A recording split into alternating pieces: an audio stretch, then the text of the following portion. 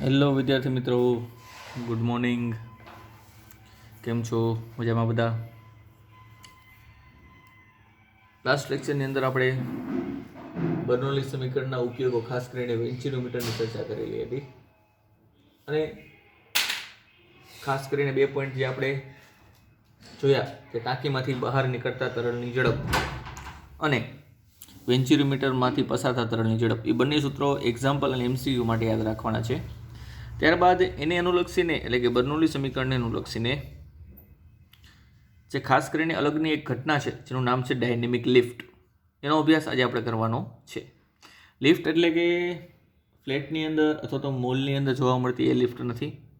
Dynamic lift જે છે એક પ્રકારનું બળ છે જે ખાસ કરીને જ્યારે આપણે ક્રિકેટ રમતા હોય ત્યારે બોલને આપણે સ્વિંગ કરીએ છીએ, ટેનિસ રમતા હોય, ગોલ્ફ રમતા હોય કે પછી ફૂટબોલ રમતા હોય, ત્યારે બોલ જે છે પોતાની સીધી રેખામાં જવાને બદલે આપણે એવી રીતે કિક મારીએ છીએ અથવા એવી રીતે ફેંકીએ છીએ જેથી પોતાનો ગતિમાર્ગ એ કંઈક પરવલય આકાર અથવા તો વક્રાકાર બનાવે, તો એ બોલ સ્વિંગ થયો કહેવાય, સ્પિન થયો કહેવાય. તો એવું શું કામ થાય છે એ આપણે બર્નોલીના સમીકરણની મદદથી આપણે આજે સમજવાનું છે. તો જોઈએ મિત્રો, ડાયનેમિક લિફ્ટ. પહેલાં જ કીધું મિત્રો કે ડાયનેમિક લિફ્ટ જે છે એ એક પ્રકારનું બળ છે. શું છે? એક પ્રકારનું બળ. તો આ છે એક પ્રકારનું બળ. સરસ સમજવાની જો ચોખવટ કરીએ આપણે સાથે, તો આ એક એવું બળ છે કે જે પદાર્થ ઉપર લાગે છે, પણ કોના દ્વારા? તો કે તરલ દ્વારા. તરલ દ્વારા પદાર્થ ઉપર, એટલે કે સિમ્પલ વસ્તુ, તમે ક્રિકેટના બોલથી રમતા હોય તો બોલર જ્યારે બોલ ફેંકે છે ત્યારે આજુબાજુનું તરલ એટલે કે હવા ગણાય. યસ. તો હવા દ્વારા તેના ઉપર બળ લાગે છે ને પોતાનો માર્ગ જે છે, જે દિશામાં જવાનો હોય એની જગ્યાએ પોતાનો માર્ગ બદલાવીને પહોંચે છે. તો આવા બળને મિત્રો ડાયનેમિક લિફ્ટ કહેવાય. તો બીજું કંઈ નથી, સેમ વસ્તુ વિમાનની પાંખની અંદર પણ જોવા મળે. મીન્સ કે વિમાનને આપણે ટેક ઓફ કરાવીએ, લેન્ડ કરાવીએ કે પછી ઉડ્ડયન કરાવીએ આકાશમાં, તો બધી જગ્યાએ આનો ક્યાંક ને ક્યાંક મહત્વનો ભાગ છે. તો સમજીએ મિત્રો ડાયનેમિક લિફ્ટ. પહેલાં સૌપ્રથમ નાનકડો એવો પોઈન્ટ હોય, એની વ્યાખ્યા, સ્પેસિફિક વ્યાખ્યા નથી મિત્રો, પણ આપણે લખી દઈએ કે ક્રિકેટ, ટેનિસ, બોલ, ગોલ્ફ વગેરે રમતોમાં સ્પિન થતો બોલ તથા વિમાનની પાંખ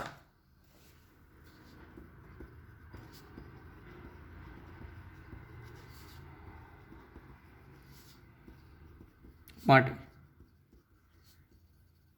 તરલ દ્વારા લાગતું બળ એ શું છે? ડાયનેમિક લિફ્ટ છે. કઈ રીતે તમને સમજાશે મિત્રો? સૌપ્રથમ આપણે ચર્ચા કરીએ સ્પિન થતા બોલની. પેલો કિસ્સો, સ્પિન થતો બોલ આપણે સમજવું હોય કે હવાના તરલની અંદર કઈ રીતે તેના ઉપર હવા દ્વારા બળ લાગે છે, એના પહેલાં આપણે સ્પિન થયા વિના ગતિ કરતા બોલની ચર્ચા કરીએ. સ્પિન થયા વિના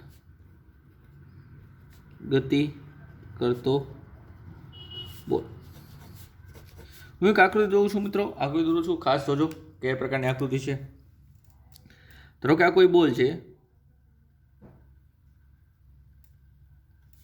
એ હવામાં આ બાજુ ગતિ કરી રહ્યો છે અમુક વેગથી.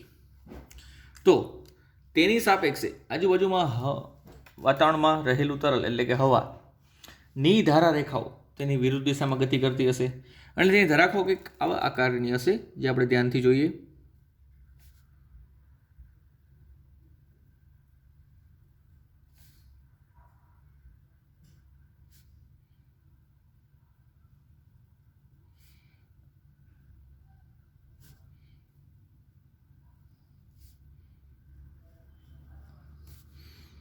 આવી હશે તેની ધારા રેખાઓ.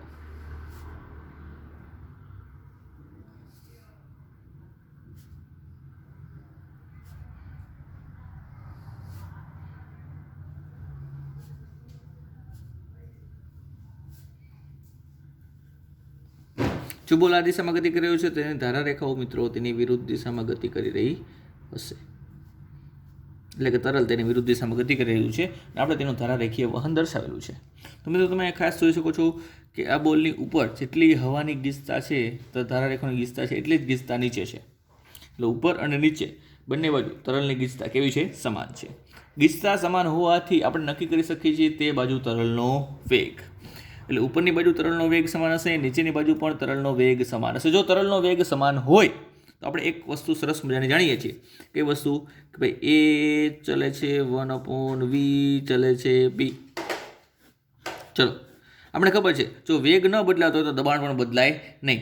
એટલે ઉપર બોલની ઉપર સપાટી જે કંઈ પણ હશે એના પર તરલ દ્વારા લાગતું બળ એ અને બોલની નીચેની સપાટી તરલ દ્વારા લાગતું બળ એ બંને કેવું હશે? સમાન હશે. કારણ કે દબાણ હોય તો બળ હોય. F = PA. P છે તો A છે. તો અહીંયા ઉપર તરલ દ્વારા સપાટીને લંબરૂપે ઉદ્ભવતું દબાણ અથવા તો બળ કહી શકો. અહીંયા પણ સપાટીને લંબરૂપે ઉદ્ભવતું દબાણ અથવા તો બળ કહી શકો. એ બંને કેવા હશે? સમાન હશે.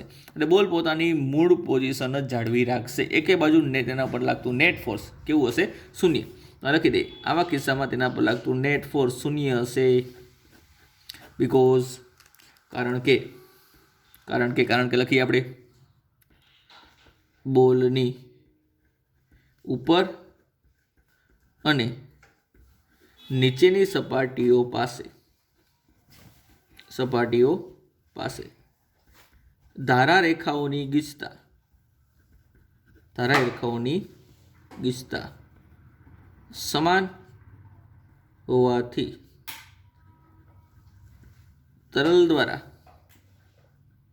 ઉદ્ભવતું દબાણ સમાન થશે. અને જો દબાણ સમાન થાય મિત્રો, દબાણ સમાન થાય તો તેના પર લાગતું નેટ ફોર્સ કેટલું થાય? 0. કારણ કે ઉપર જેટલું નેટ ફોર્સ લાગશે એટલું જ નેટ ફોર્સ નીચે લાગશે. પણ આ તો સ્પિન થયા વિના ગતિ કરતો બોલ હતો. હવે જો સ્પિન થાય બોલ તો કઈ રીતે તેની ગતિ થશે અને તેમાં ધારારેખાઓ કઈ રીતે જોવા મળશે આપણે એ સમજીએ. તો second point, next point, spin થવા સાથે ગતિ કરતો બોલ. સ્પિન થવા સાથે ગતિ કરતો બોલ. મિત્રો ખાસ તમે જોજો, ખાસ કરીને જે સિઝનનો બોલ હોય જે ઘણી વખત ટેસ્ટમાં રમાતો હોય અને રૂબરૂ પણ આપણે ઘણી વખત જોયેલો હોય તો સિઝનના બોલના છે ને 2 ભાગ હોય. ખરેખર બનાવટ જેની થતી હોય ત્યારે એના 2 ભાગ હોય. 2 અર્ધવર્તુળાકાર ભાગને ભેગા કરીને ઉપર દોરાની સિલાઈ મારવામાં આવે છે. 3 અથવા તો 4 લાઈન દોરાની સિલાઈ મારવામાં આવે છે. બાકીની બધી જે સપાટી છે સિલાઈ સિવાની બોલની સમગ્ર સપાટી રેડ કલરની તમે જોઈ શકો તો એ સપાટી જે છે એકદમ સમસ્થિતિ મીન્સ કે લેવલ એટલે કે લીસી હશે. બધી સપાટી કેવી છે? એકદમ લીસી. અને ખરબચડી સપાટી તરીકે દોરાની જે સિલાઈ હશે એટલો ભાગ તમને જોવા મળતો હશે. એટલે જો હું દોરવા જાઉં, ટ્રાય કરું દોરવાની, તો તમને આવું કંઈક દેખાય. તો કે આ કોઈ બોલ છે તે બોલમાં આવી રીતે સિલાઈ મારેલી હોય.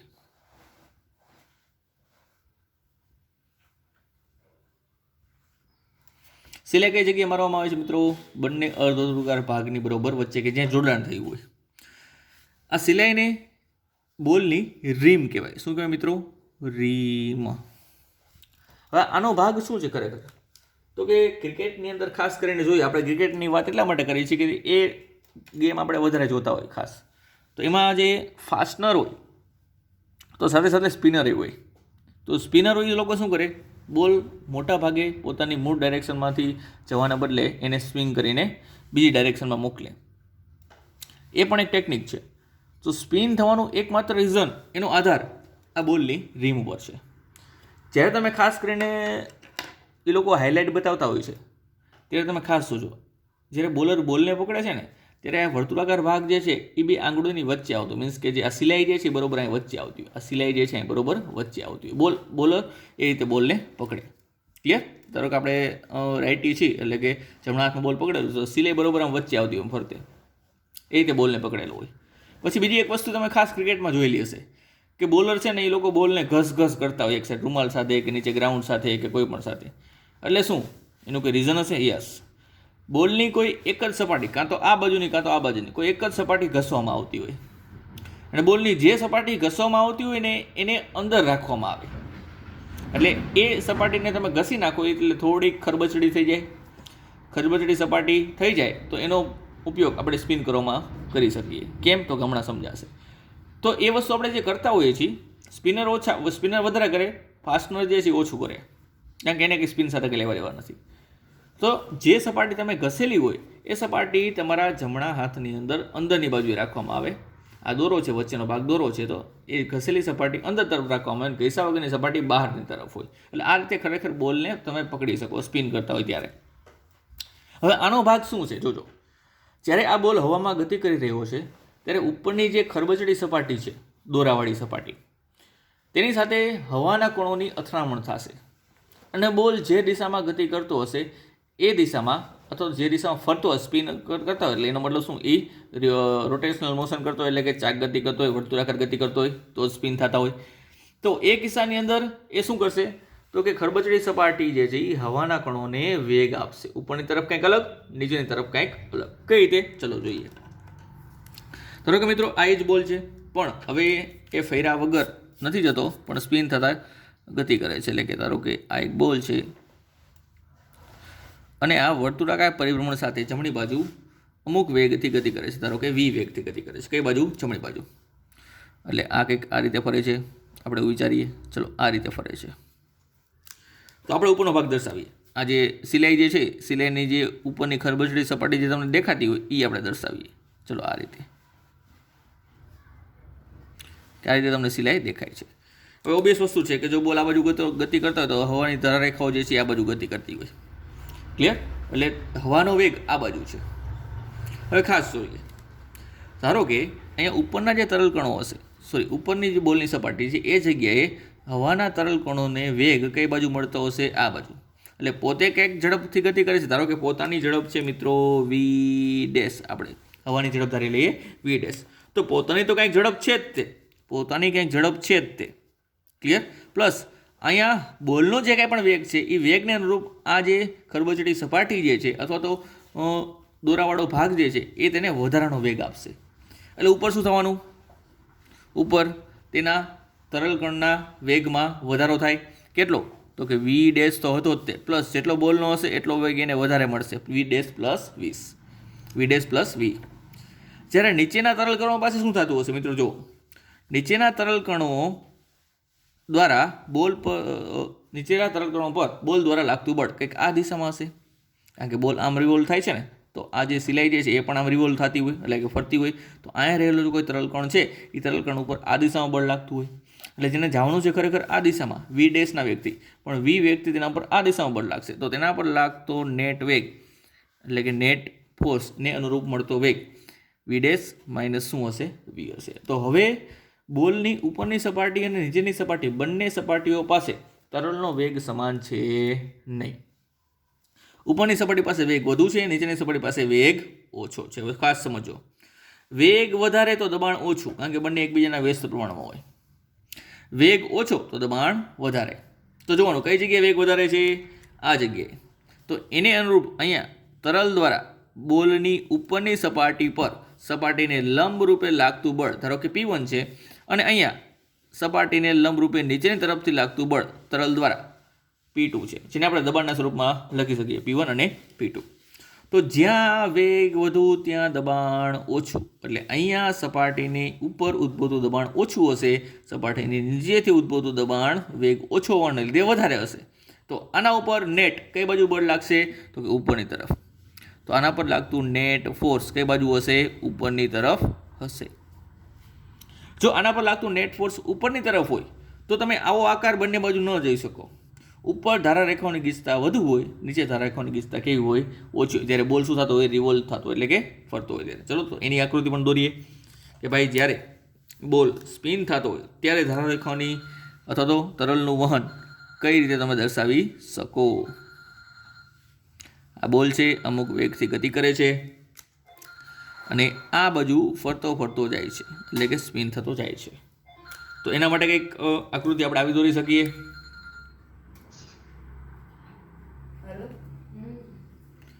ચલો, ધારારેખાઓની ગીચતા બંને બાજુ સમાન હશે નહીં. જો ધારા રેખાઓ એકબીજાને ટચ ન થઈ જાય એ ધ્યાન રાખવું, કારણ કે ધારા રેખાઓ ક્યારેય એકબીજાને છેદતી નથી. ઓકે, જ્યારે નીચેની પોઝિશન જોઈએ આપણે,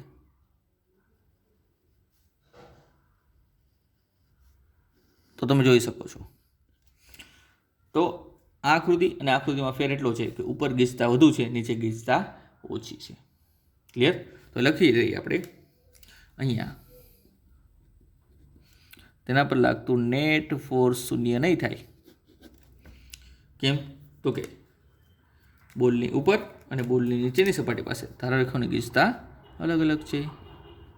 બોલની ઉપર અને નીચેની સપાટી પર ધારા રેખાઓની ગીચતા અલગ અલગ હોવાથી બંને સપાટીએ ઉદ્ભવતા દબાણ પણ અલગ હશે. તેથી તેના પર કોઈ એક દિશામાં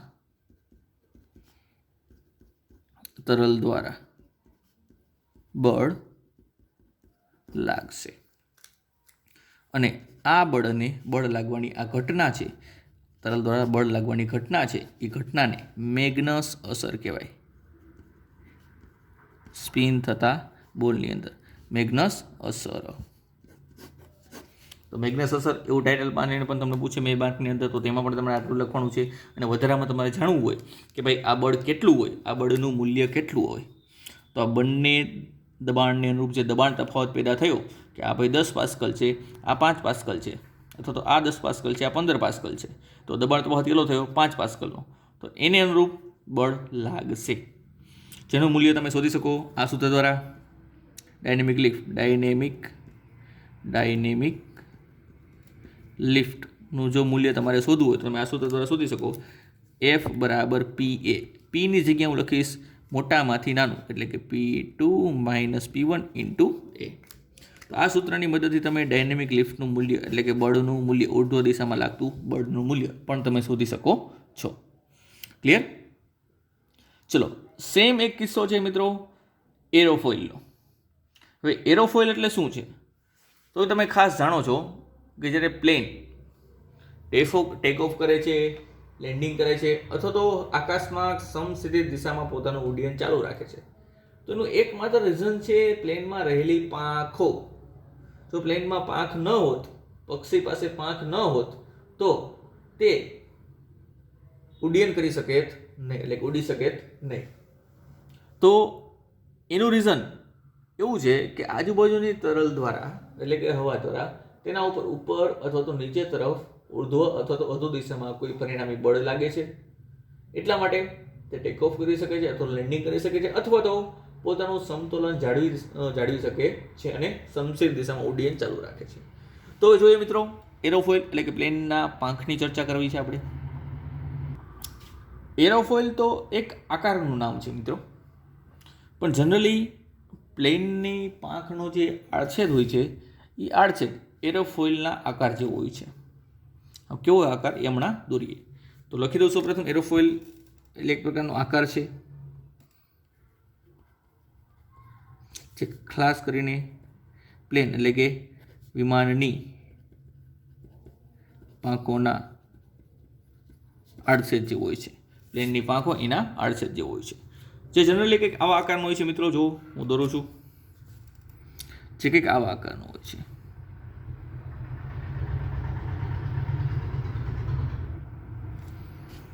આવા આકારને શું કહેવાય છે? એરોફોઇલ કહેવાય છે. અને તેના ઉપર આજુબાજુના તરલ દ્વારા કંઈક પરિણામી કોઈ એક દિશામાં બળ લાગતું હોય છે, જેથી તે કાં તો ઉર્ધ્વ દિશામાં અથવા અધો દિશામાં અથવા પોતાનું સંતુલન જાળવી રાખે છે. તો જોઈએ મિત્રો, ધારા રેખાનું વર્ણન કરવું સમગ્ર. ધારો કે આ પ્લેન જે છે, પ્લેનની પાંખ છે, પ્લેનને અનુરૂપ આ દિશામાં ગતિ કરી છે. ધારો કે આ દિશામાં તેની આપણે ગતિ દર્શાવી, તો બે ધારા રેખાઓ જે છે તેની વિરુદ્ધ દિશામાં ગતિ કરશે. એટલે કે તરલના કણો જે છે તેની વિરુદ્ધ દિશામાં ગતિ કરશે. ચલો ધારા રેખા હું દર્શાવું છું.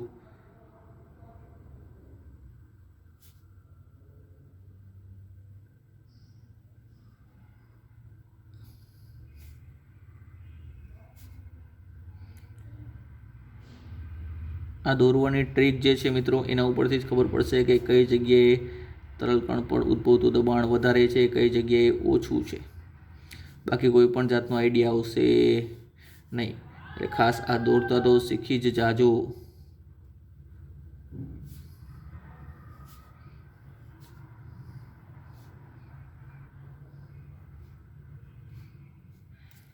ક્લિયર? તો આ રીતે મેં ધારારેખો દર્શાવેલી છે. તો તમે જોઈ શકો છો અહીંયા પણ ઉપર ધારારેખાઓની ગીચતા વધુ છે, નીચે ધારારેખાઓની ગીચતા ઓછી છે.